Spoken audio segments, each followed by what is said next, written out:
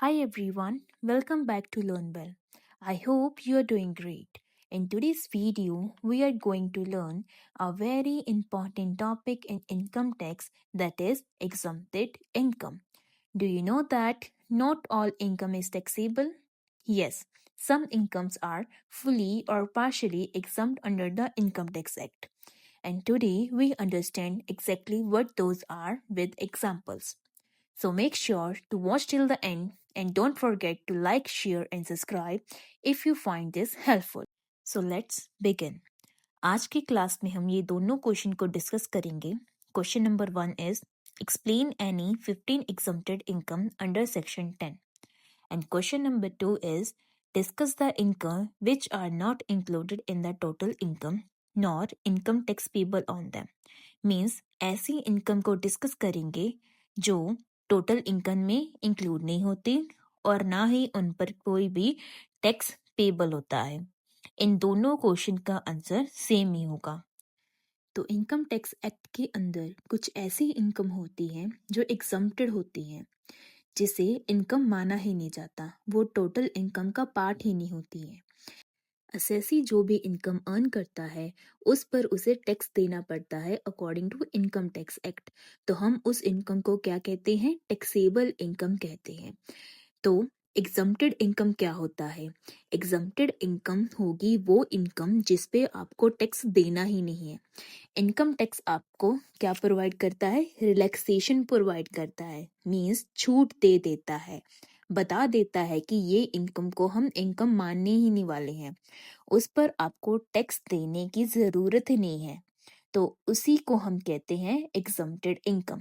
Okay, ये जो exempted income होती है ना, वो कभी भी ग्रॉस टोटल इनकम का पार्ट ही नहीं होती एसएससी की.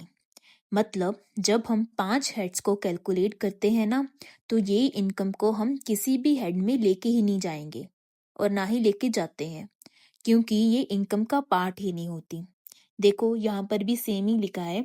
Under section 10 of income tax act 1961 has given a long list of income which are totally exempted.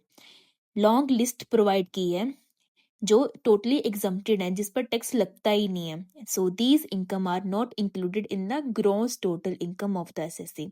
Exempted income का मतलब क्या है? एग्जम्पशन फ्रॉम द टैक्स, मतलब टैक्स नहीं देना पड़ेगा जिस पर. एग्जम्प्टेड इनकम का मतलब नॉन टैक्सेबल इनकम, ऐसी इनकम जिसके ऊपर टैक्स नहीं लगेगा. एक तो होती है डिडक्शन. डिडक्शन का मतलब है छूट देना. डिडक्शन और एग्जम्पशन में यही एक डिफरेंस है कि जब डिडक्शन कैलकुलेट करते हैं, पहले तो कैलकुलेट करते हैं, उसके बाद छूट दे देते हैं. बट एग्जम्पशन में पहले ही छूट दे देते हैं कि कभी इसको इनकम मानते ही नहीं है. डिडक्शन इनकम का पार्ट बनता है बाद में, डिडक्ट होता है, लेकिन एग्जम्प्टेड इनकम को इनकम ही नहीं माना जाता, तो वो एग्जम्प्टेड इनकम कहलाती है. क्लियर है? एग्जम्प्टेड इनकम को हम 3 कैटेगरी में क्लासिफाई करके पढ़ेंगे. मीन्स एम्प्लॉय के लिए कौन कौन सी एग्जम्प्टेड इनकम है जिसपे एम्प्लॉय को टैक्स देना नहीं पड़ेगा. इंस्टीट्यूशन के लिए कौन कौन से एग्जम्प्टेड इनकम है जिसपे टैक्स नहीं देना पड़ेगा. और उसके बाद ऑल द असेसीज एम्प्लॉयज और इंस्टीट्यूशन को छोड़ के जितने भी लोग आते हैं उनकी एक कैटेगरी है. तो एक एक करके हम कैटेगरी वाइज एग्जम्प्टेड इनकम पढ़ेंगे. तो पहले असेसी से स्टार्ट करते हैं, यानी जितने भी असेसी हैं इंस्टीट्यूशन और एम्प्लॉयज को छोड़ के जितने भी असेसी आते हैं उनके लिए कौन कौन सी इनकम है जो एग्जम्प्टेड है, कौन कौन सी इनकम ऐसी है जिसपे उनको टैक्स नहीं देना पड़ेगा. ओके, तो चलिए स्टार्ट करते हैं. तो सबसे पहले एग्जम्प्टेड इनकम है agriculture income under section 10 subsection 1. Section mention करना बहुत जरूरी है. Agriculture income is defined under section 2 1A of the Income Tax Act 1961. Agriculture income is not taxed under any section of the Income Tax Act in India. Agriculture income refer to the earning derived from the farming activities. This include money made from the growing crops, raising livestock or selling the products like milk, egg, or renting out the land and providing agriculture services. तो section 10 sub section 1 में बताया गया है कि वो income जो agriculture से derive होती है वो क्या है, एग्जम्प्टेड है टैक्स से। बट इसमें कंडीशन अप्लाई है। कंडीशन क्या है, agriculture land must be situated in India. Agriculture land India में होनी चाहिए, ठीक है। अगर किसी भी पर्सन को एग्रीकल्चर लैंड से इनकम हो रही है तो वो क्या है, फुली एग्जम्प्टेड है from the income tax act. इसमें क्या क्या आएगा, जैसे रेंट हो गया, रिवेन्यू जो डराइव हो रहा है एग्रीकल्चर लैंड से, ठीक है। एग्रीकल्चर लैंड यूज हो रही है एग्रीकल्चर पर्पस के लिए, ठीक है, उससे हमें रेंट आ रहा है, रिवेन्यू आ रहा है। तो जो आ रहा है, इनकम आ रही है, अगर ये बिल्डिंग यूज हो रही है एग्रीकल्चर पर्पस के लिए, उससे हमें जो भी इनकम आएगी उस पर हमें टैक्स नहीं देना पड़ेगा। एक एग्जाम्पल के थ्रू क्लियर करते हैं इस कंसेप्ट को। Let's take an example, the Sharma family. Let's consider the Sharma family who lived in a rural area. They engage in a farming and also have a small shop in a village. Farming भी करते हैं वो, और उनकी एक small shop भी है village में, ठीक है। फार्मिंग में वो क्या क्या ग्रो करते हैं, वीट ग्रो करते हैं, राइस ग्रो करते हैं और वेजिटेबल। और उन्होंने कहा in a good year they earn, wheat से उनसे जो उन्होंने वीट उगाए थे उनसे उनकी कितनी सेल हुई, 20,000 सेल हुई, ठीक है। राइस से 15,000, वेजिटेबल से 8,000। तो टोटल एग्रीकल्चर इनकम कितनी होगी, 20,000 प्लस 15,000 प्लस 8,000, 43,000 उनकी एग्रीकल्चर सेल हुई। एंड नॉन एग्रीकल्चर सेल कितनी हुई, उनकी नॉन एग्रीकल्चर सेल हुई। The family runs a small grocery store. हमने डिस्कस किया था ना कि वो फार्मिंग एक्टिविटीज में भी मतलब काम करते हैं, और नॉन फार्मिंग एक्टिविटी में क्या है, उनकी एक स्मॉल शॉप है। उस शॉप से उन्होंने कितना अर्न किया, 30,000 अर्न किया नॉन एग्रीकल्चर इनकम से। टोटल एग्रीकल्चर इनकम कितनी थी, 43,000, एंड नॉन एग्रीकल्चर इनकम कितनी हुई, 30,000। और उस शॉप से देखो ये तो उनकी इनकम हो गई, और साथ में ही 2,000 का उन्हें इंटरेस्ट रिसीव हुआ। तो टोटल नॉन एग्रीकल्चर इनकम होगी उनकी 30,000 प्लस 2,000 इक्वल्स टू 32,000। तो कैलकुलेट करेंगे अब न्यू टैक्स रेजिमा के अकॉर्डिंग हमने कैलकुलेट करना है, क्योंकि ओल्ड तो अब अप्लाई नहीं होगा। तो कैलकुलेट करने के लिए, to find the Sharma family's total income we combine the agriculture income with the non agriculture income, ठीक है। मीन्स जो हमारी एग्रीकल्चर इनकम थी उसे नॉन एग्रीकल्चर इनकम के साथ ऐड ऑन कर देंगे। Means 43,000 plus 32,000 equals to 75,000। अब न्यू टैक्स रेजिमा के अकॉर्डिंग अगर इनकम अप टू 3 लाख है तो कोई टैक्स पे नहीं होगा, ठीक है। अगर 3 लैक्स या फिर 6 लाख के बीच में है तो 5% टैक्स जाएगा। अगर 6 लाख से 9 लाख के बीच में है तो 10%, ठीक है, टैक्स कैलकुलेट होगा। 9 to 12, 15%, 12 to 15, 20% एंड अबव अगर 15 लाख से ज्यादा है तो 30%। लेकिन यहाँ पर हमारी इनकम कितनी हुई है, 75,000 which is less then 3 lakh. तो यहाँ पर कोई टैक्स नहीं लगेगा। तो जैसे कि हमने पढ़ा था, ठीक है, कि ये एग्जम्प्ट है तो इस पर कोई टैक्स नहीं लगेगा, ठीक है। I hope first point clear हो गया होगा। तो चलिए नेक्स्ट पॉइंट पर जाते हैं। नेक्स्ट पॉइंट क्या है हमारा, तो नेक्स्ट एग्जम्प्टेड इनकम है हमारी receipt by a member of HUF। HUF means Hindu undivided family. Under section 10 sub section क्या है, 2। अगर आपको HUF मीन्स फैमिली बिजनेस है आपका, जिससे कहते हैं, ठीक है, वहां से आपको अगर कोई इनकम हो रही है तो ऐसी सिचुएशन में वो इनकम क्या होगी, एग्जम्प्टेड होगी अंडर सेक्शन 10 सब सेक्शन 2 में से। अगर को पर्सनल की बात करें तो यहाँ पर को पर्सनल का मतलब है कोई भी इंडिविजुअल जिसको लीगल राइट मिल जाता है बाय बर्थ। उस फैमिली में उसने बर्थ लिया है, उनका पहले से ही फैमिली बिजनेस है, तो उसका लीगल राइट होगा उनकी इंसेस्ट्रल प्रॉपर्टी पर। मीन्स उसका भी हक है, जो हक उसे रिसीव होता है वो उसे को पर्सनल बनाता है। बाय बर्थ उसको लीगल राइट मिल गए, उन्हें कोई भी टैक्स पे करने की ज़रूरत नहीं होगी। अगर उन्हें HUF से कोई भी इनकम रिसीव हो रही है या फिर इनकम रिसीव हो रही होगी being a member of HUF, and अगर उससे कोई भी पैसा रिसीव होगा तो वो क्या है, एग्जम्प्टेड होगा फ्रॉम द इनकम टैक्स। अगर कोई भी इनकम रिसीव करोगे तो टैक्स देने की कोई ज़रूरत नहीं होगी, वो क्या है, एग्जम्प्ट होगी। Let's take an example. HUF earns rupees 90,000 during the previous year 2023-24 and it is not chargeable to the tax. Mr. A co-pensioner is earning individual income. Mr. A है जो उसे individual income मतलब जो वो individually काम कहीं पर कर रहा है वहां से उसे 30,000 पर मंथ मिल रहा है बिसाइड हिज इंडिविजुअल इनकम मतलब इंडिविजुअल इनकम के अलावा उसे HUF भी अर्न हो रहा है ₹30,000 ठीक है mister A will pay tax on his individual income but any sum of money receive by him from his HUF is not chargeable to the tax in the hand of co-partner whether the HUF has paid the tax or not on that income means जो वो individual income earn कर रहा है उस पर तो उसे tax देना पड़ेगा ठीक है क्योंकि वो HUF से रिसीव नहीं हो रही है ठीक है फैमिली बिजनेस जो है एंसेस्ट्रल बिजनेस ठीक है वहां से रिसीव नहीं हो रही है जो वहां से रिसीव हो रही है तो उस पर उसे टैक्स देने की कोई जरूरत नहीं है बट इंडिविजुअली अगर वो कहीं पर काम कर रहा है तो उस पर तो उसे टैक्स देना ही पड़ेगा ठीक है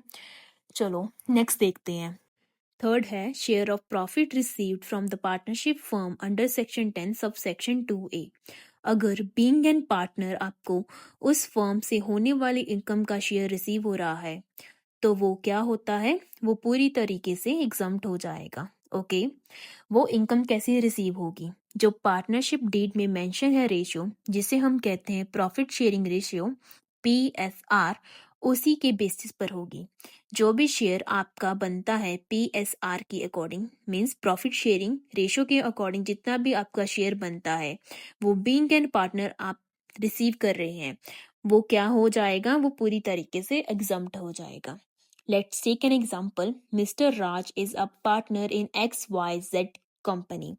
The firm earns a profit of 12 lakh in a financial year 24-25.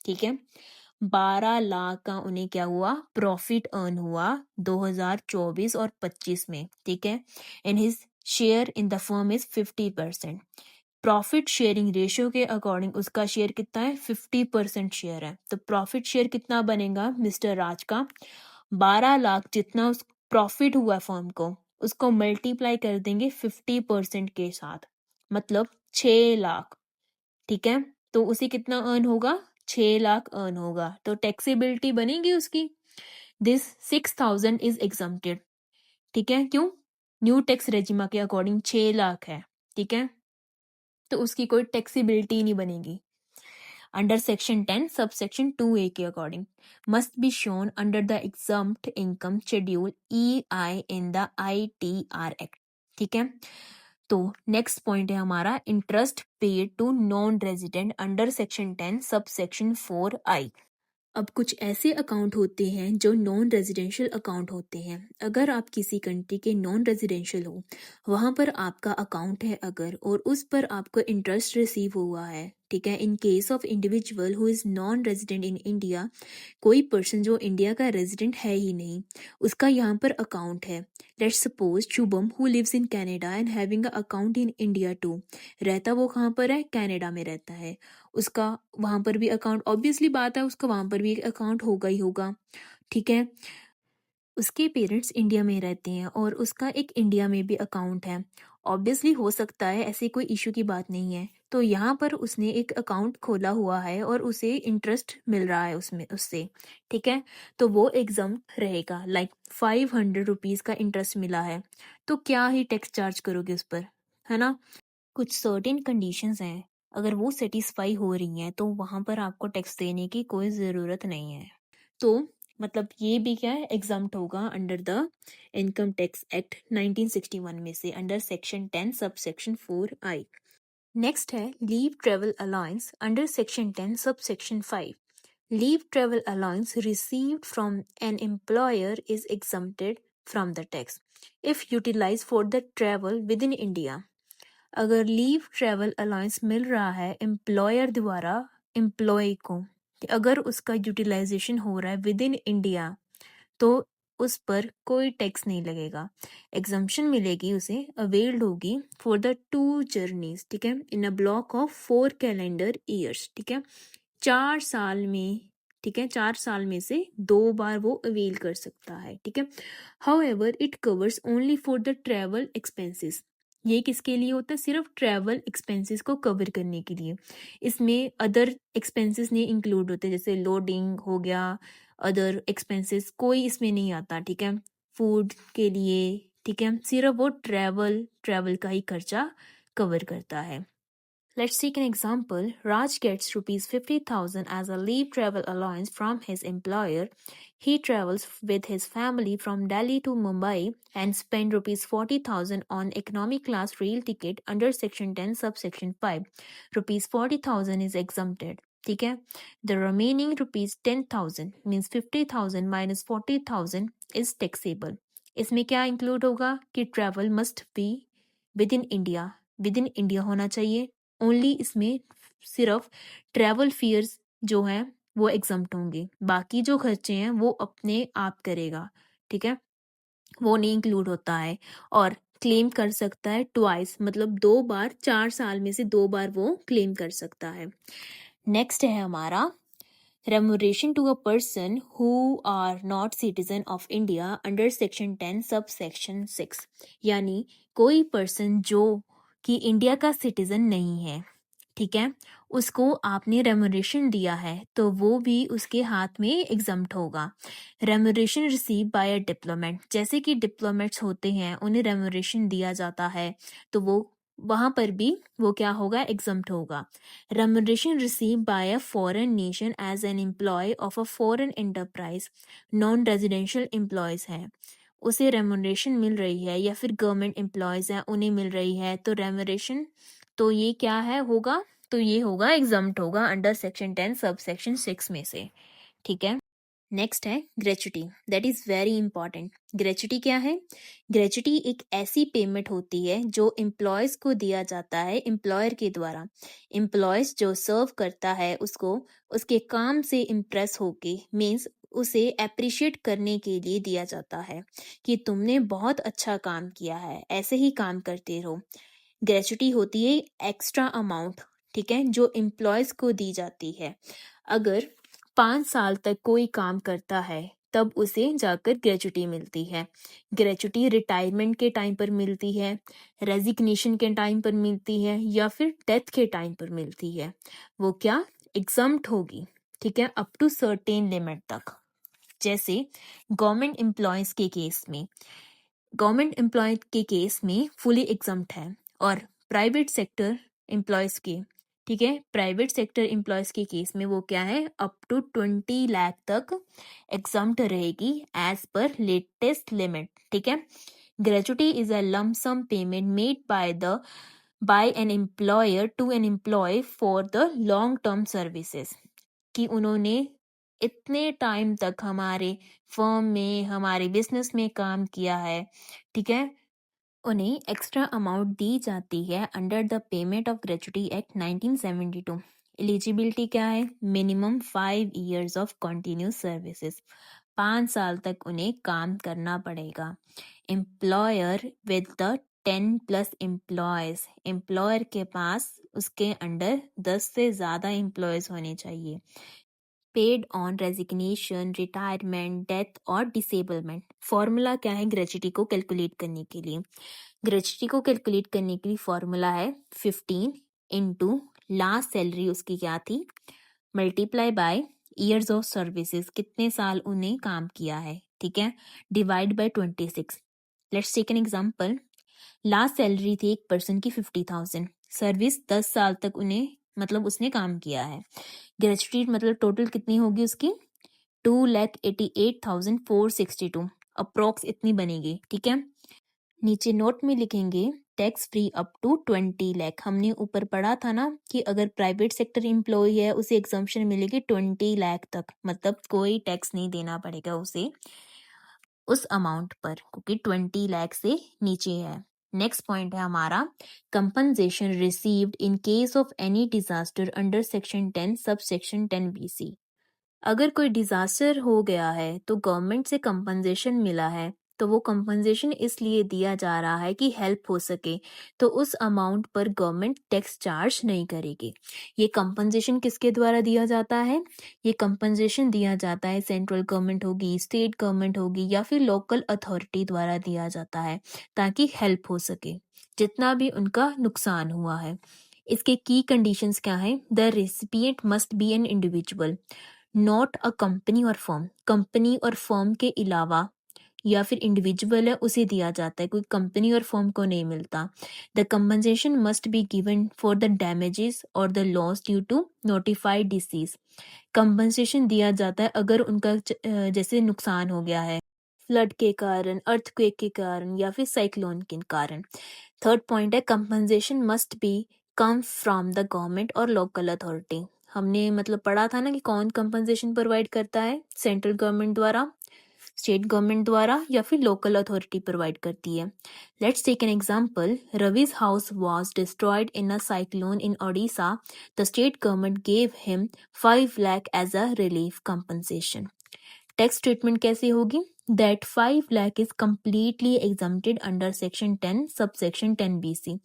Ravi does not have to pay any income tax on this amount. ठीक है, उसे कोई भी अमाउंट पे करने की जरूरत नहीं है क्योंकि उसे कंपनसेशन मिला है गवर्नमेंट द्वारा, क्योंकि नुकसान हो गया था उसका। ठीक है, नुकसान किस कारण हुआ था? क्योंकि साइक्लोन आ गया था। साइक्लोन के कारण उसका हाउस फुली डिस्ट्रॉय हो गया था, तो उसे इस अमाउंट पर कोई टैक्स देने की जरूरत नहीं है। नेक्स्ट पॉइंट है हमारा compensation for voluntary retirement VRS under section 10 sub section 10C. This section provide the income tax exemption for the amount received by an employee as a voluntary retirement compensation under the certain condition. Who can claim this exemption? कौन claim कर सकता है? Employ कर सकता है, public sector companies कर सकती है, गवर्नमेंट कंपनीज या फिर लोकल अथॉरिटीज, कॉरपोरेटिव सोसाइटीज हो सकती हैं या फिर universities, educational institution, IITs, IIM, notified institution, central government या फिर स्टेट गवर्नमेंट।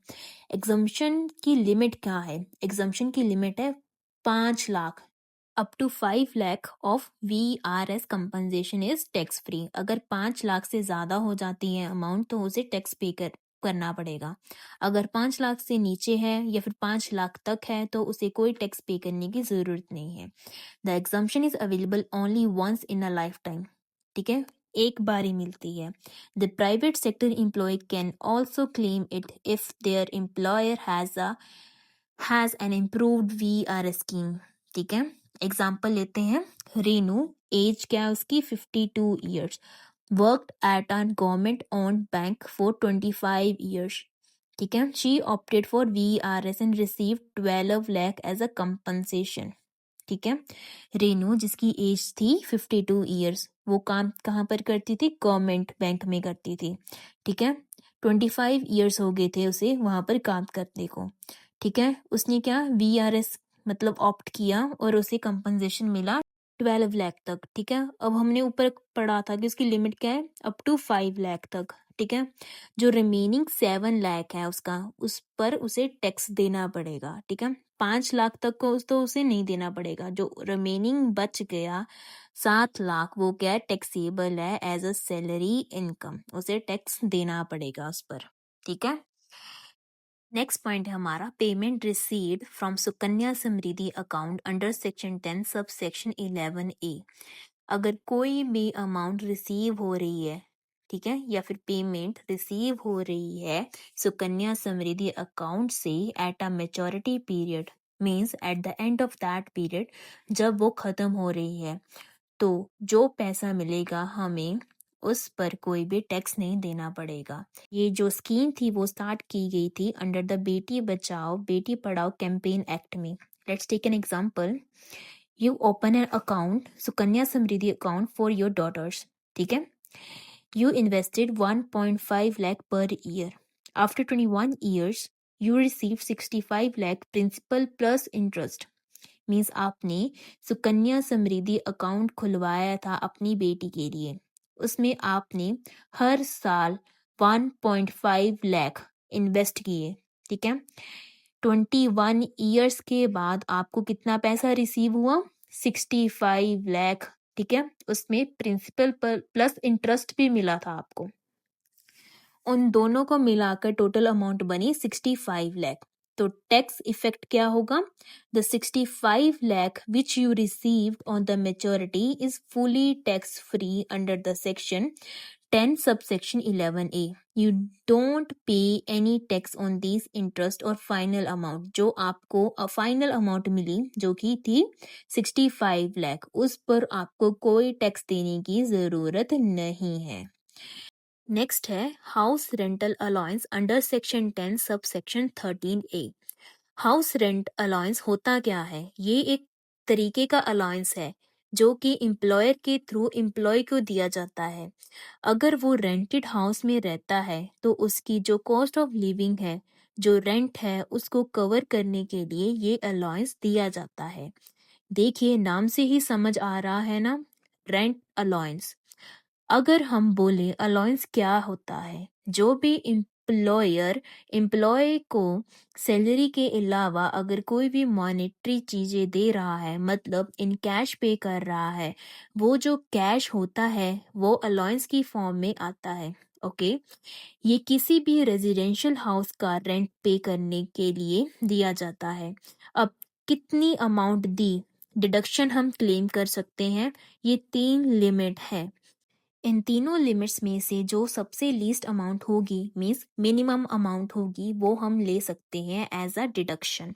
पहली है actual house rent allowance receive, दूसरा है rent paid minus 10% of basic salary, third है 50% ऑफ द सैलरी अगर मेट्रो सिटी में रह रहे हैं, और 40% अगर नॉन मेट्रो में रह रहे हैं। इन तीनों में से जो लीस्ट अमाउंट होगी that will be allowed as deduction. Let's take an example. आप मुंबई में रहते हो, that is known as metro city. Basic salary क्या है आपकी? 40,000 पर मंथ, ठीक है। HRA रिसीव हो रहा है आपको 20,000 मंथ, ठीक है। रेंट कितना पे कर रहे हो आप? 18,000 मंथ। अब कैलकुलेट करेंगे हाउस रेंट अलाउंस एग्जम्पशन कितनी मिलेगी। स्टेप 1 है actual HR receive. Actual house rent allowance कितना रिसीव हो रहा है आपको? 20,000 रिसीव हो रहा है। स्टेप 2 है rent paid minus 10% of the salary. Rent कितना पे किया था आपने? 18,000 पर मंथ, माइनस कर देंगे कितना? 10% ऑफ सैलरी कहा था। सैलरी कितनी है आपकी? 40,000, उसका 10% हो गया 4,000। तो 18,000 में से 4,000 लेस कर देंगे तो हमारा आया 14,000, ठीक है। स्टेप थर्ड क्या है? 50% ऑफ द सैलरी। सैलरी का 50% कितना होगा? 20,000। अब इन तीनों में से लीस्ट देखो, स्टेप 1, स्टेप 2 और स्टेप 3 में से जो लीस्ट अमाउंट होगी वो देखो। कौन सी लीस्ट अमाउंट है? 14,000। 14,000 लीस्ट अमाउंट है ना। सो 14,000 मंथ और ईयर का होगा 1,68,000। ये क्या है? एग्जम्प्ट होगा फ्रॉम द टैक्स। जो रिमेनिंग 6,000 बच गया उस पर हमें टैक्सेबल होगा, मतलब 6,000 मंथ HRA इज टैक्सेबल, उस पर हमें टैक्स देना पड़ेगा। बाकी जो होगा वो डिडक्ट होगा from the income tax. Okay, I hope clear है। नेक्स्ट पॉइंट है हमारा scholarship for education under section 10 sub section 16। अगर किसी को भी एजुकेशन में अगर स्कॉलरशिप मिल रही है तो वो क्या है? फुली एग्जम्प्ट होगी। इसमें क्या होगा? कॉस्ट ऑफ एजुकेशन इंक्लूड होगा, ट्यूशन फीस, अदर एक्सपेंसेस सारे कवर होते हैं, ठीक है। अगर बात की जाए ये स्कॉलरशिप कौन प्रोवाइड करता है, ये स्कॉलरशिप प्रोवाइड की जाती है NGOs द्वारा, गवर्नमेंट द्वारा, प्राइवेट इंस्टीट्यूशन या फिर फॉरेन सोर्सेज जो होते हैं वो प्रोवाइड करते हैं एजुकेशन फॉर स्कॉलरशिप। इसमें ट्यूशन फी, बुक्स, हॉस्टल के खर्चे सब कुछ इंक्लूड होता है। वो क्या है? सारी की सारी अमाउंट है exam. Let's take an example. छोटी सी एग्जाम्पल लेते हैं। एक बच्ची है जिसका नाम है रिया, उसे स्कॉलरशिप मिली 3 लाख की, ठीक है, from a private trust for her engineering education. वो क्या कर रही थी? इंजीनियरिंग की पढ़ाई कर रही थी। She use it for the fees, books, hostel etcetera. उसने उस अमाउंट का यूटिलाइजेशन किया फीस को पे करने के लिए, बुक्स को खरीदने के लिए और अपने हॉस्टल का रेंट पे करने के लिए। अब टैक्स इम्पैक्ट क्या होगा? टैक्स इम्पैक्ट कुछ भी नहीं होगा। वो जो 3 लाख है वो फुली एग्जम्प्ट होगा, ठीक है, अंडर सेक्शन 10 सब सेक्शन 16 में से, उस पर उसे कोई टैक्स देने की जरूरत नहीं है। ठीक है, आई होप ये भी क्लियर होगा आपको पॉइंट। नेक्स्ट पॉइंट है हमारा income of state level khadi and village industrial board under section 10 sub section 23 BB. Under Section 10, subsection 23BB of the Income Tax Act 1961, the entire income of a state-level Khadi and Village Industrial Board established by a state or the provincial act specifically for the development of the Khadi and the village industries is fully exempted from the tax. अगर हमें यहाँ से कोई भी income हो रही है तो वो भी फुली एग्जम्प्टेड होगी ताकि ज़्यादा से ज़्यादा डेवलप किया जा सके इन द स्टेट। ठीक है, let's take an example. Rajasthan khadi and village industrial board is establish under the Rajasthan khadi and village industrial board act to promote khadi and rural industries in the state. Rajasthan में khadi and village industrial board को establish करने के लिए उन्होंने क्या किया, in the financial year the board earn 10 crore from the sale of khadi product. ठीक है, और 2 करोड़ किया उन्होंने फ्रॉम द गवर्नमेंट ग्रांट्स। ठीक है, and 50 lakhs from the interest on the bank deposit. अब ये सब उन्होंने किस लिए किया, ताकि ज्यादा से ज्यादा डेवलप किया जा सके इन द स्टेट। ठीक है, नेक्स्ट पॉइंट है हमारा income of the minor child under section 10 sub section 32। अगर आपका कोई भी माइनर चाइल्ड है means whose age is less than 18 years तो उसकी इनकम अप टू 1500 एग्जम्प्ट होती है, उससे ज़्यादा होगी तो टैक्स लगेगा। ठीक है, इसके मेन की पॉइंट्स क्या हैं, the minors income is included in the parents income. Minor बच्चे की जो इनकम होगी वो पेरेंट्स की इनकम में से एक में जो एक की जिसकी हायर इनकम होगी उसमें इंक्लूड कर दी जाएगी। अगर फादर की इनकम ज़्यादा है तो उसमें इंक्लूड कर दी जाएगी, अगर मदर की इनकम ज़्यादा है तो उसमें इंक्लूड कर दी जाएगी। This scheme is applied up to 2 childrens that is maximum 3000 per year exemption मिल सकती है। Let's take an example, suppose miss Anjali has a 10 years old daughter Ria who earns 10,000 from the interest on a bank deposit. Treatment, tax treatment क्या है, Riya is a minor because उसकी age क्या है, 18 years से less है, so her income is clubbed with the अंजलि's इनकम। Total income, ठीक है, total income clubbed is 10,000 and Anjali gets an exemption under section 10 subsection 32 that is of 1500, so taxable income added to Anjali's income is 8500. Next point is income of registered trade union under section 10 subsection 24. Under Section 10, subsection 24 of the Income Tax Act, income of the registered trade union is exempt from the tax only if the trade union is registered under the Trade Union Act 1926.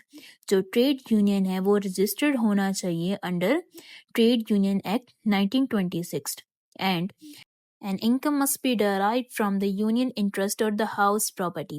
Type of income that are exempted. किस किस type की income है जो exempt होती है, सबसे पहले है interest income that is from the bank deposits और सेविंग। सेकंड टाइप है हमारी income from the house property, इसमें आ जाता है rent income from the building on by the union. Any business income or income from the non-union activities is not exempted. इसमें business income या फिर जो non union activity से हमें income हुई है वो इंक्लूड नहीं होती, इसमें सिर्फ रजिस्टर्ड ट्रेड यूनियन ही इंक्लूड होगा। Let's take an example, the Delhi labour union is registered trade union under the Trade Union Act 1926. In a financial year, it earns 2 lakh as a interest from a fixed deposit and 1 lakh from as a rent from a union on hall and 50,000 from selling t-shirts as a non-union business activity. Tax treatment कैसी होगी इसमें, 2 लाख जो interest receive हो रहा है वो क्या exempt होगा अंडर सेक्शन 10 सब सेक्शन 24 में से, 1 लाख भी एग्जम्प्ट होगा जो कि ये rent.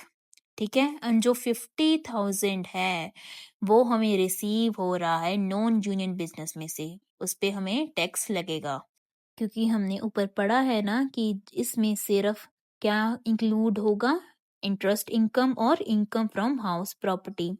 Non union activities include नहीं होती हैं, उसमें हमें टैक्स लगेगा।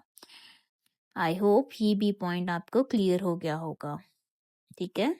And that brings us to the end of today's journey into exempted income. I hope this video made your understanding a little brighter and a lot clearer. Remember, learning is not just about scoring marks, it's about truly understanding what matters. And here on Learn Well, we believe in learning with clarity, confidence, and curiosity. If you enjoyed this video, do give it a like, share it with someone who needs it, and subscribe to Learn Well because your support helps us to create more meaningful learning experiences. Until next time, keep smiling, keep learning, and as always, learn smart, learn well.